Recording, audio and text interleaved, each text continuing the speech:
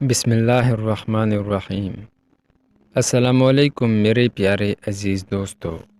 مولانا روم رحمۃ اللہ علیہ فرماتے ہیں، ایک شخص مسجد میں نماز ادا کرنے کے لیے اندھیری رات میں گھر سے نکلا۔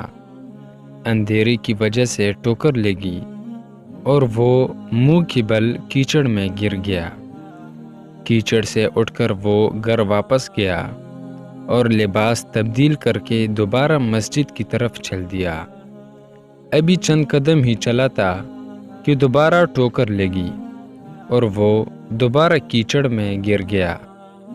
کیچڑ سے اٹھ کر وہ ایک بار پھر گھر واپس گیا اور لباس تبدیل کر کے مسجد جانے کے لیے دوبارہ گھر سے نکل آیا۔ اپنے گھر کے دروازے پر اسے ایک شخص ملا جو اپنے ہاتھ میں ایک روشن چراغ تھامے ہوئے تھا۔ چراغ والا شخص چپ چاپ نمازی کے آگے آگے مسجد کی طرف چل دیا۔ اس بار چراغ کی روشنی میں نمازی کو مسجد تک پہنچنے میں کسی دشواری کا سامنا نہ کرنا پڑا اور وہ بخیریت مسجد تک پہنچ گیا۔ مسجد کے دروازے پر پہنچ کر چراغ والا شخص رک گیا۔ نمازی اسے وہیں چھوڑ کر مسجد میں داخل ہو گیا اور نماز ادا کرنے لگا۔ نماز سے فارغ ہو کر وہ مسجد سے باہر آیا تو اس نے دیکھا چراغ والا شخص اس کا منتظر ہے تاکہ اسے دوبارہ چراغ کی روشنی میں گھر تک چھوڑ آئے۔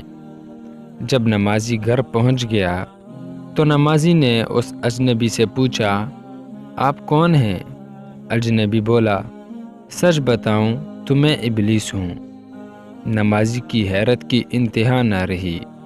اس نے پوچھا، تجھے تو میری نماز رہ جانے پر خوش ہونا چاہیے تھا، پھر تو چراغ کی روشنی میں مجھے مسجد تک کیوں لایا؟ ابلیس نے جواب دیا، جب تجھے پہلی ٹھوکر لگی تو اللہ نے تیرے عمر بھر کے گناہ معاف فرما دیے۔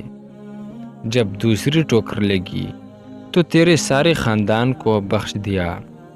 مجھے فکر ہوئی کہ اب اگر تو ٹھوکر کھا کر گرا تو کہیں اللہ تیرے سارے گاؤں کی مغفرت نہ فرما دے، اس لیے چراغ لے کر آیا ہوں کہ تو بغیر گرے مسجد تک پہنچ جائے۔